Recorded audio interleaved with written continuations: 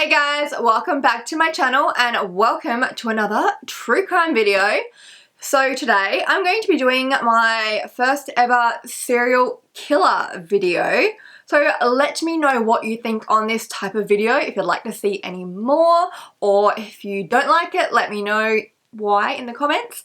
Anyway, I'm going to be covering a serial killer local to me, and that is Edgar Cooke. So let's get into it. So Edgar Cooke was born right here in Perth, Western Australia, and he is known as one of Perth or WA's first serial killers. And he was also dubbed or nicknamed the Night Caller. So a bit about his childhood. He was born on the 25th of February 1931 in the suburb of Vic Park, and he was the oldest of 3 children. So Edgar Cooke had a very unhappy childhood, a very traumatic childhood.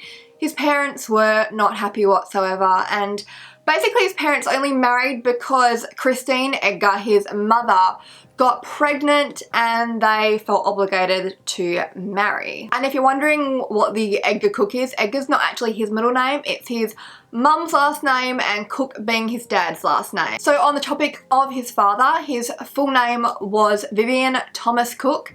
He was a shop assistant and he was also an alcoholic.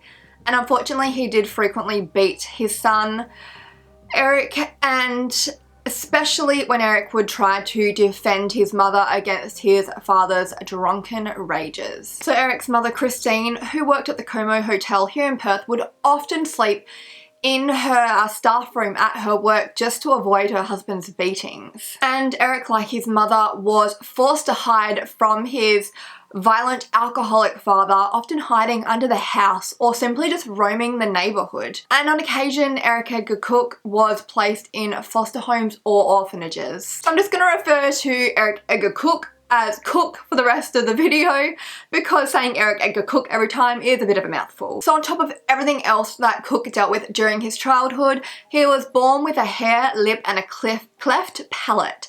I'll insert a photo of what that is here. He had 2 operations to correct this, one at 3 months old and one at 3.5 months old. However, these operations were not completely successful and they left Cooke with a facial deformity and a slight mumble. And this made Cooke the perfect target for bullies and beatings at his school. And as you can imagine, this led him to be very ashamed of his facial deformity at a very young age and become a very shy and a very unstable person as well. And although Cooke did exceed in certain aspects of his schooling, for example, he had an incredible retentive memory, which we will see as we go further on into his life how that comes in handy. And he was good at anything involving his hands.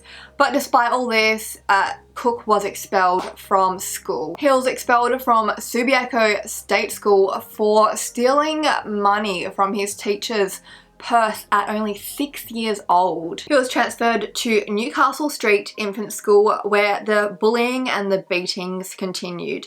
And Cooke would go on to go to a few more schools before he decided to drop out at only 14 years old. He got a job as a delivery boy and he actually used that money to support his family. He gave all his weekly wages to his mother, who was struggling to support their family on her cooking and cleaning job wages alone. So as a teenager, as you can imagine, after such a traumatic childhood, Edgar Cooke fell into a life of crime basically, initially committing petty crimes, and in his later teens he was doing things like breaking and entering and stealing valuables from these households. He also burnt down a church after being rejected from the choir. I couldn't find at what age or what year this happened, however. And Cooke would even cut out newspaper articles of his crimes that ended up being published in the paper and show his acquaintances in an attempt to impress them and gain friends. So on the 12th of March 1949, police eventually caught up with Cooke at only the age of 18 years old while he was staying at his grandmother's house. So Cooke's fingerprints had been connected to some unsolved break and enters, and he ended up serving 3 months in jail for his crimes. He was convicted of 2 charges of stealing, 7 of breaking and entering, and 4 of arson. Detective Burrows, who arrested Cooke on these crimes, referred to Cooke as one of life's unfortunates. So Cooke actually left behind a fair amount of evidence at his crime scenes, including a lot of fingerprints, which made it really easy to track him down. And I think back in like the late 50s, people didn't think when they committed a crime to put gloves on, basically, especially someone young. They didn't think their fingerprints maybe would be found. Like today, it's a very obvious thing. If you're going to commit a crime, wear gloves, but you know, don't commit crimes. However, this taught Cooke a very valuable lesson to wear gloves in the future, and he did. He started wearing women's gloves for each crime he committed after this arrest. So in 1952, at the age of 21 years old, Edgar Cooke joined the Australian Army. During his training, he was quickly promoted to Lance Corporal, and he was taught how to use firearms, and this is a skill he would take with him in his future endeavours. After 3 months in the army, Cooke was discharged as it was found out he had a criminal record before he enlisted. And just on a side note, I think it's pretty unfortunate that the army would discharge someone based on this, although I'm sure that is probably still common practice. I really don't know. But just think, it seems like he was doing well in the army. Imagine if he had stayed in the army, would that have changed him, or would it have made a difference? We'll never know. So the following year, at the age of 22, on October 14th, 1953, Cooke actually got married. He married 19-year-old waitress Sarah Lavin, I believe it's pronounced, and they actually went on to have a very large family of 7 children. 4 boys, I believe, yeah, 4 boys and 3 girls. So while married to Sarah, Cooke continued to commit several minor crimes, including being arrested for being a peeping Tom. So like, if you don't know what a peeping Tom is, someone that is just perving on people, just being a bit of a weirdo. And he was arrested for stealing a car, and he was sentenced to 2 years hard labour. However, even after this arrest, Cooke continued to steal cars, with gloves on of course, because he learned his lesson before, and he would use some of these cars when he started committing hit and runs. Cooke's first hit and run in 1955 was with one of these stolen cars, resulting in a mother of 4, Nell Schneider, being knocked off her bike, and she actually suffered from a fractured skull, permanent brain damage, and severe epilepsy. So before I go into Cooke's murders, I want to give a bit of context about the city of Perth. And basically back in the late 50s, or all the 50s and the 60s really, and 70s probably, Perth was a very sleepy town, and kind of still is. But anyway, it was more like a country town back in those days. It was all very trusting. People would leave like their doors open, their car doors open, their windows open. People would leave their keys in the ignition. That's how trusting it was back in those days. So as you can imagine, this made things very easy for Cooke. And really, there was no sense of fear within the Perth community at this time. There was not people going around killing others. That was until Edgar Cooke came on the scene. At 2:30 AM on the 29th of January 1959, Patricia Berkman was home alone, asleep in her house. She was awoken when an intruder entered her home and was leaning over her. This person being Cooke. She began to scream as Cooke attacked her, and she did attempt to fight him back. But unfortunately, she did end up passing from a fatal stab wound to the heart. In that same year of 1959, Gillian Brewer, who was a 21-year-old heiress, was, again, as with the last case, asleep, home alone, in her apartment, I think it was, not far from Cottesloe Beach. Cooke had actually stalked Gillian for several days before breaking into her home in the middle of the night with an axe, or actually it was a hatchet, but it's like a small axe, I believe. He entered the house, entered her room, and started to slay her with the axe as she was asleep. Cooke then went to Gillian's fridge, took out a lemonade and went to her backyard to drink it, as you do when you've committed a heinous crime. But unfortunately, Cooke was not finished with Gillian. He went back to her room and continued to stab her with a pair of scissors. And he left both of the weapons at the crime scene, the axe and the scissors. So there is a bit of a twist to the Gillian Brewer murder, and that is that someone else was actually charged and convicted of her murder and served 15 years in jail for it. So 18 months later, 19-year-old Daryl Beamish, who was a deaf mute, is charged with Gillian's murder. He'd been previously charged with some minor sexual offences, therefore police linked him to Gillian's murder, and I'm assuming they didn't particularly have much evidence because he didn't do it. He was held for questioning by police without his parents, without a lawyer. He wasn't allowed either of them until he confessed to Gillian's murder, which I suspect after an exhausting questioning or interview, he confessed. And this is very common and very disturbing to think that police are interrogating people to the point where they are so fed up that they confess. And as I said, he ended up serving 15 whole years in prison for this. However, this is not the end of Daryl Beamish's story. I'm going to get back to him a bit later in the video, and also he is not the only person to be put in jail for one of Cooke's murders, but again, I'm going to get back to that very shortly. So I'm going to talk about one of Edgar Cooke's probably most famous attacks, and that was the Australia Day shootings, which happened actually on the 27th of January. Australia Day is the 26th of January, but it happened on the early hours of the 27th, so it's just considered the Australia Day shootings, if that makes sense. In 1963, did I say that? I don't remember. He used a .22 caliber to shoot 5 people, and 3 of those unfortunately died. And of course, this murderous rampage sent fear through the city of Perth.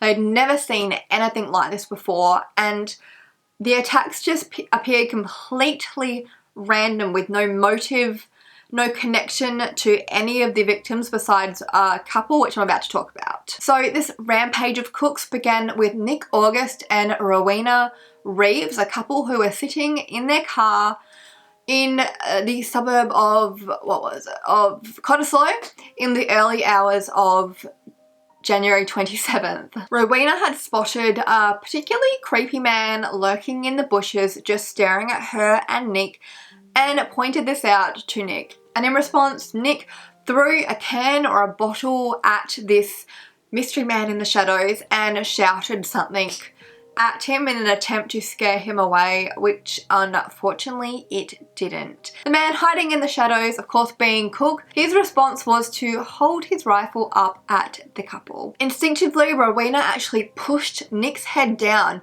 when she saw Cooke, or the man she didn't know, holding a gun at both of them.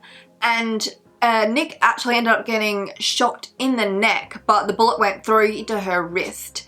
And even the fact that they were both shot, the fact that there was blood everywhere, they managed to get away. So Cooke actually shot at them twice more, I believe, but he missed. The couple drove to Fremantle Hospital, where they received treatment. The somewhat lucky pair both survived being shot by Cooke, but they would be the only ones to get away that night. Rowena later said of the gunman, "He had a cruel mouth. He had a bad mouth. A rotten mouth.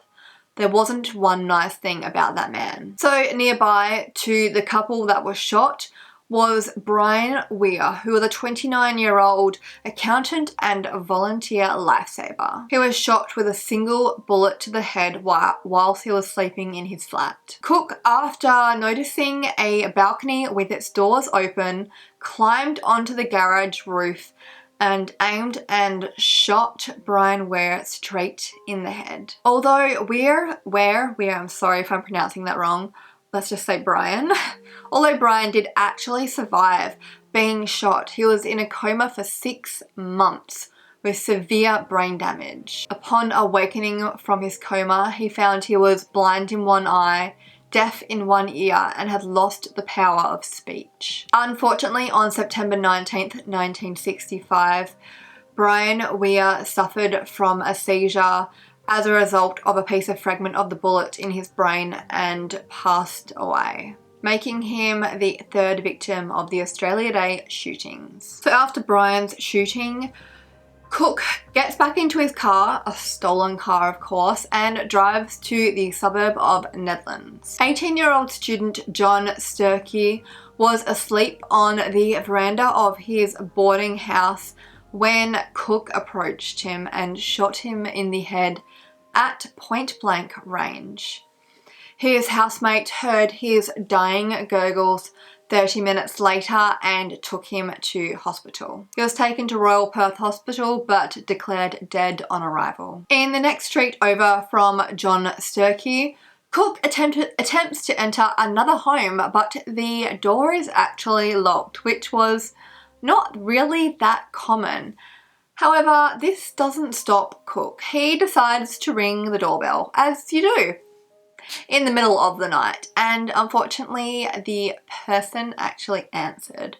So as Cooke did ring the bell, he actually backed away into the shadows so the person answering the doorbell would not see someone there. Retired grocer George Walmsley, who is 55 years old, is the one who answers the door, and Cooke sees him, takes aim and shoots him before running into the night. George's wife and daughter find him injured and promptly take him to hospital, where doctors work on him for an hour, but unfortunately he is eventually pronounced dead. So I think you're beginning to understand why Edgar Cooke was referred to as the night caller, because basically all his crimes happened in the middle of the night. As varied as they were, that was the one commonality. After the Australia Day shootings, the residents of Perth really began to lock their windows, doors and cars in fear of this rampage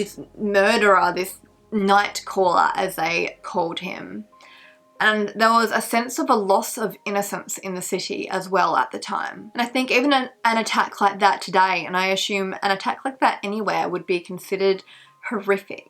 3 weeks after the Australia Day shootings, 24-year-old Lucy Madrill is home with her housemate asleep at 2 a.m. in the morning on a Saturday in inner city West Perth, and her back door is unlocked. Cooke enters Lucy's home and is initially looking for valuables when he comes across Lucy asleep in her bed. And he slowly approaches Lucy, but he clumsily knocks over a photo frame, waking Lucy up. A struggle begins, but Cooke quickly overpowers Lucy and strangles her to unconsciousness with his hands. He then grabs the lamp in Lucy's room and grabs the cord, puts it around her neck and strangles her to death. He then proceeds to sexually assault her corpse. Cooke drags Lucy's body onto the front lawn and continues to sexually assault her with a whiskey bottle he found, before placing the whiskey bottle cradled in her arms and leaving her on the front lawn. Lucy is found the next morning. So not only are police completely shocked by how heinous this crime was of Cooke's, not that they knew it was Cooke, but they had no way really to connect this to the Australia Day shootings, as they were really two completely different crimes. The crimes had really nothing in common, which was a trademark of Cooke's, I suppose, or a lack thereof trademark. Having no trademark or no ammo really was Cooke's trademark. He used tools ranging from guns to knives to scissors to lamp cords to strangle his victims. He sexually assaulted some but not others, and none of the victims had a connection. There was young, old, male, female, and this made it so difficult for police to be able to solve these cases. So due to the fact that these crimes had no connection and seemingly were crimes of opportunity with no motive.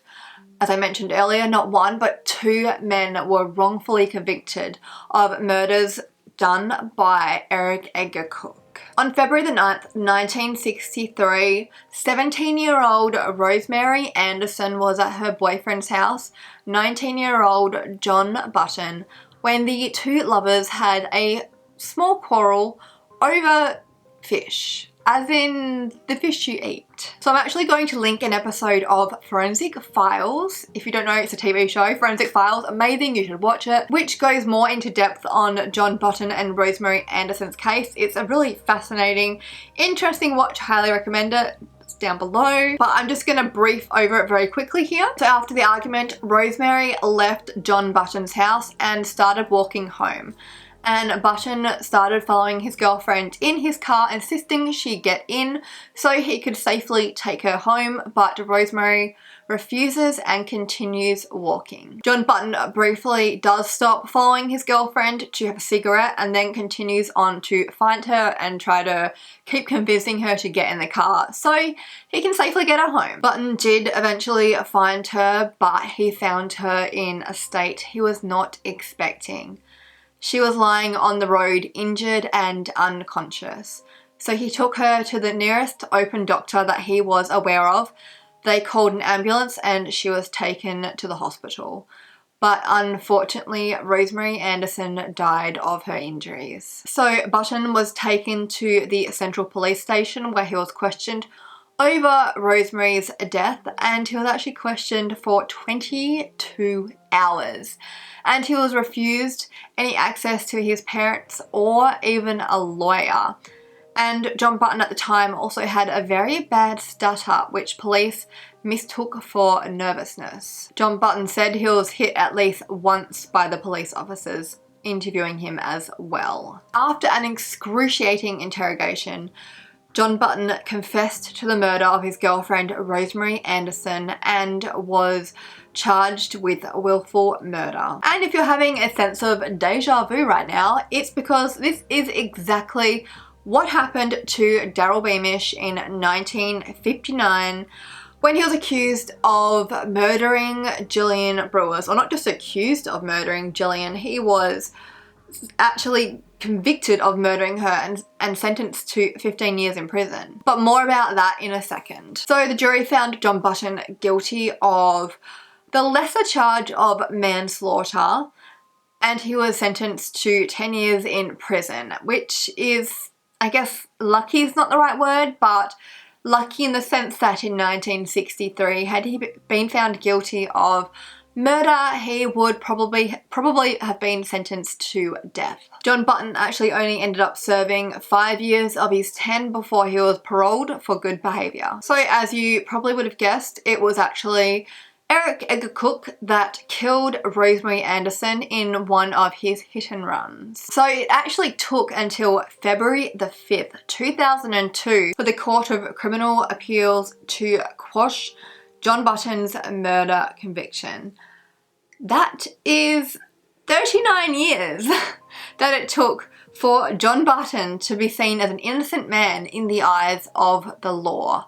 And I'm going to explain why this is so insane and infuriating in just a minute. John Button's case is considered one of WA's most devastating miscarriages of justice, and that's because Edgar Cooke actually confessed to killing Rosemary Anderson multiple times. He even gave police details about her murder that was not released to the public. He also confessed to killing Gillian Brewer as well. However, police didn't believe that Cooke had killed either Gillian or Rosemary Anderson. Therefore, John Button and Daryl Beamish both remained in jail and served their sentences. Back to Daryl Beamish for just a minute. As I said, he served 15 years in jail for a murder he didn't commit. So following John Button's appeal in 2002, Daryl Beamish was actually acquitted in 2005. So that is,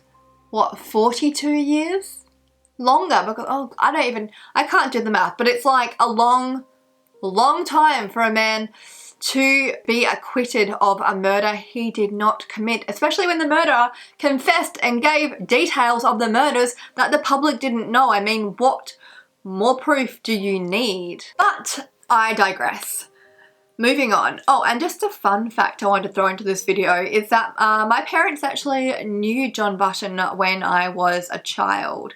I don't really know how they knew him, but he built the extension on my childhood home and my letterbox, and my parents still live there. So yeah, that's a fun fact, kind of not, a cool little connection to this case. So now we're heading to August of that same year, 1963, where 18-year-old university student Shelley Mcleod is babysitting in the suburb of Dalkeith. So it's winter at this point, and as the baby she is babysitting for sleeps, she is sitting in front of the heater and just doing a bit of study for her uni assignments. So Cooke quietly enters the home where Shelley is babysitting and finds Shelley asleep on the couch and simply just shoots her in the head, and she is killed. Cooke then of course flees into the night, as he always does, and this actually happens to be Cooke's last murder. Police go to the crime scene of where Shelley is murdered. They actually find that the bullet does not match any of the other shootings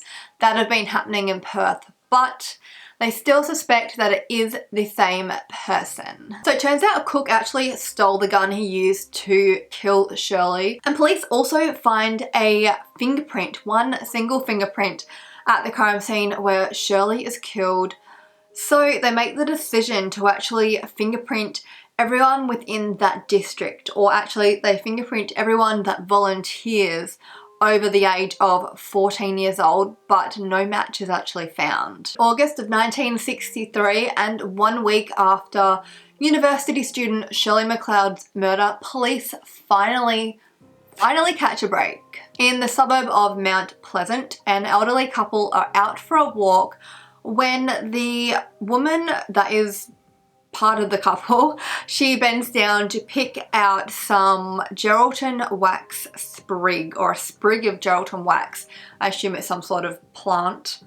But anyway, she reaches down to pick out this sprig and she sees a rifle in the bush, which of course is not normal. So the couple report the rifle they found in the bush to police, and that gun is taken away for ballistic testing. And the woman actually went on to later say she has no idea why she went to pick up the sprig of Geraldton wax, because she had a whole garden of it at home. It was discovered that the rifle that this elderly couple found did ballistically match to one of the murder victims, and that was Shelley Mcleod, who was murdered just 1 week before. So police, thinking that the owner of this rifle is probably going to return to the bush in Mount Pleasant to collect it, place it back exactly where they found it, but this time they actually tie the rifle to the ground, which I assume is because when he comes to get it, he won't be able to grab it and run. He'll be there struggling for a second or two.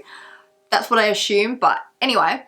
And police stake out the area in Mount Pleasant day and night for 17 days. At 1:30 AM on the 1st of September, Edgar Cooke, who owned the gun, returns to collect his gun from the bush. And police are ready and waiting to arrest him. And of course, he is arrested. Cooke is only initially charged with the murder of Shelley Mcleod because this is the gun they found that ballistically matched Shelley's murder, and Cooke came back for that gun. So really, they've only got solid proof that he committed this one murder, but they do suspect that he is Perth's night caller. Cooke does actually confess to Shelley's murder, as well as some burglaries and other various thefts. But Edgar Cooke actually eventually does confess everything to Detective Max Baker. So Max Baker, who was talking or interviewing Cooke, I'm not really sure at the time, he said he just snapped at Cooke and told Cooke he had, a wife and 7 children at home and he needed to man up because he was heading to the gallows regardless, and the gallows being where they used to hang people back in the day. Cooke outlines all of the crimes he's committed over the last several years, including 8 murders, 14 attempted murders, and 250 burglaries. The only real motive that Cooke gave when it came to the murders and the attempted murders was that he, quote, wanted to hurt someone. And of the Australia Day shootings, Cooke actually stated, "I had 55 bullets in that rifle. Isn't it lucky I didn't use the other 50? Police spent 3 weeks driving Cooke to his various crime scenes so he could explain exactly what he had done in greater detail. And police began to realise what an incredible memory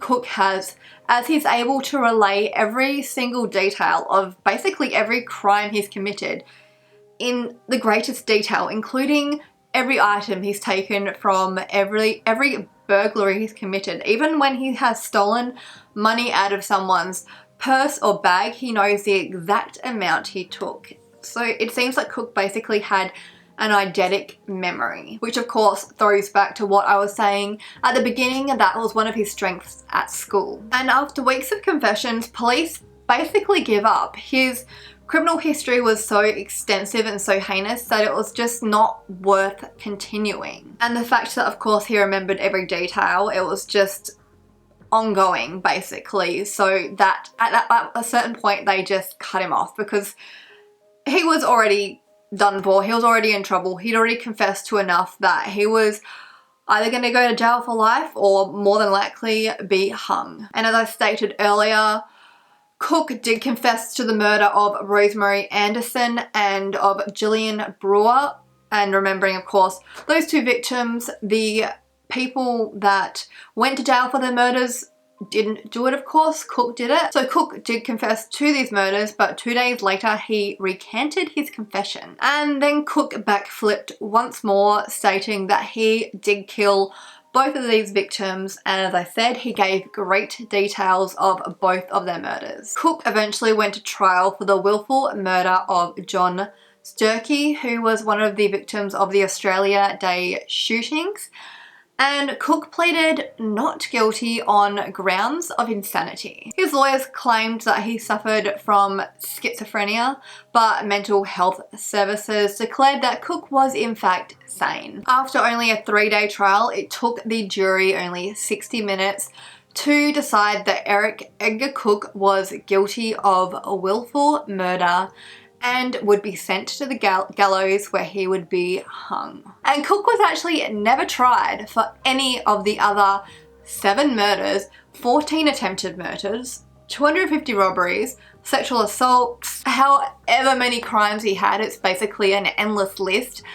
And he was only tried for one person, John Sturkey, for the sake of convenience. Because basically he only needed that one conviction to be sent to the gallows. So it was, in their eyes, a waste of time to go through every single victim and every single crime, which I think is incredibly unfair to every family of every victim that suffered because of Edgar Cooke. Cooke did actually have the right to appeal, but he told his lawyers he didn't want to because he believed he deserved what he got and he was ready to meet his maker. After serving only 13 months in prison, on October the 26th, 1964, Edgar Cooke was hung at the infamous Fremantle prison here in Perth. On the day he was due to be hung, his family, including his wife and children, came to see him. They had a chat. Apparently Cooke cried a little bit, and his last meal ever was a roast. 10 minutes before Cooke is executed, he swears on the Bible that he did kill Rosemary Anderson and Gillian Brewer. And Edgar Cooke becomes the very last person to ever be hung in the state of Western Australia. He was 33 years old, and he's currently buried in an unmarked grave in Fremantle Cemetery. And that basically wraps up the life and crimes of Edgar Cooke. If you found this serial killer video interesting and would like to see more in the future, let me know down below. If you don't like it, let me know as well. I'm always up for hearing some feedback. If you enjoyed it, like, comment, subscribe, and share. I will see you guys next time. Have an amazing day and stay safe. Bye, guys.